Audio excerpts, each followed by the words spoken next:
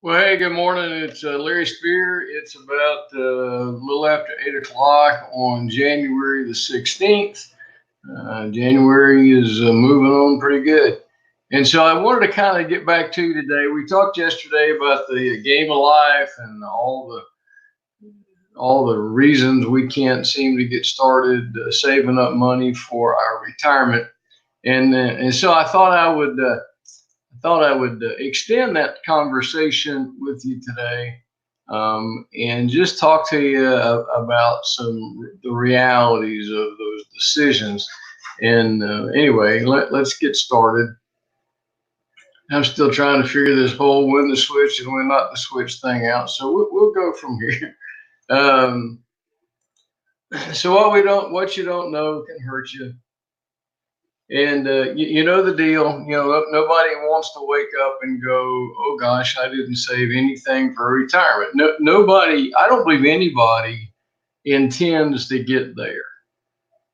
I believe they just get stuck on that tractor beam we talked about yesterday, and all of a sudden, whoops, there we are. Now again, there are ways around it. And there's some how you define retirement and all that, but you don't want to wind up trying to live off of just Social Security. That is going to be a significant reduction in your lifestyle.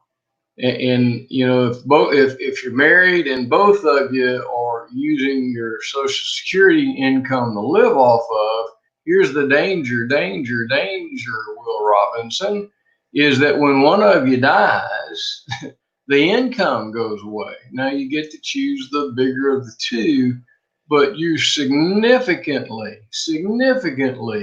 have impacted the remaining spouse, the surviving spouse lifestyle. Okay. All right. So here, I got a little math lesson for you. And truthfully, it's a bit of a reality check. And so let me show you some stuff. So let's assume that you think, you take a look, sit down with somebody, sit down with your spouse, and decide that you could live with an additional 2,000. All you needed was $2,000 a month net to live on top of your Social Security. Now, again, everybody mileage is different.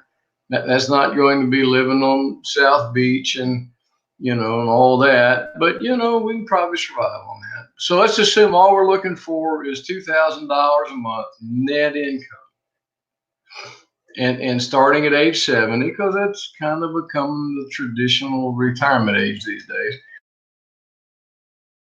If you wanted to produce that kind of monthly income, you've got to have a nest egg. You've got to have a pile of money working for you at least 7% net of taxes. Now, that's pretty aggressive.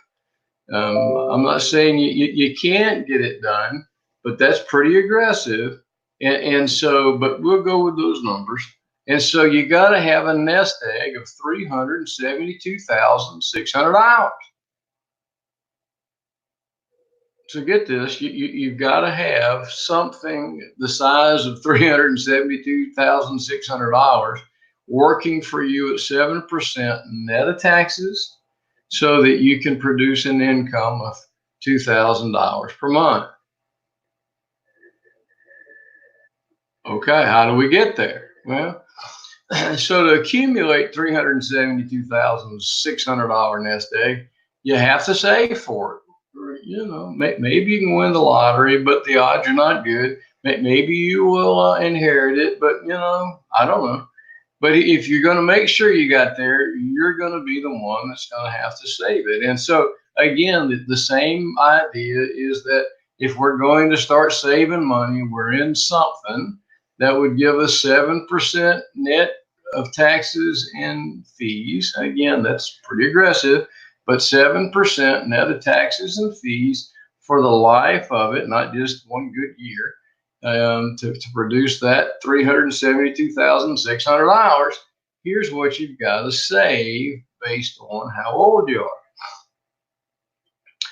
So if you started saving at age 35, you could tuck away $207 a month and get there.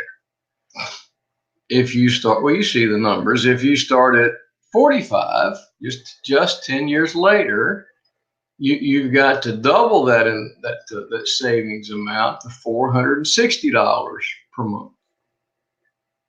And then if you wait 10 more years, you're not, now the clock is working against us badly, I guess badly. And now you got to put $1,125 per month away if you're going to have that kind of nest egg. And so what you see here is that the sooner you start, the more you can put in, but the sooner you start, it allows the compounding event to happen, right? And so the sooner you start, the better off you're going to be. And you get down into the later years of life, you really, really, really got to double up and catch up. Now, again, all is not lost if you're not there. We can show you some ways to at least make this better. But that's the kind of money that you need to begin to accumulate if you're going to have enough money to produce $2,000 a month for the rest of your life and not run out of money, right? And so we'll stop there. My encouragement for all of us is it's never too early to start. It's never too late to start. And you've got to allow the money to sit in the program and cook and sort and whatnot. But there are the numbers for you. Okay. The rule of thumb used to be 10% of your income should be tucked away for retirement. The smart gurus today tell you it ought to be 15%. And obviously, to make these numbers up down here, the older you get, then the higher that percentage needs to be. All right.